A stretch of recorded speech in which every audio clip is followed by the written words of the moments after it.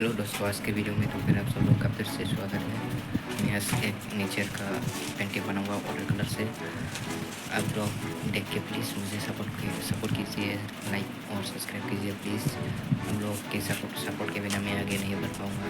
Please सब लोग मुझे सपोर्ट कर दो प्लीज़ प्लीज़। और दोस्तों, हम लोगों ने एक पेपर ले लिया है। अभी पहले ड्राइंग करना है। हम लोग पहले हॉरिजॉन्टल लाइन खींचेंगे। हॉरिजॉन्टल के ऊपर पहाड़ और नीचे पे घर वगैरह होगा। तो फिर हम पहले घर वगैरह बनाते हैं।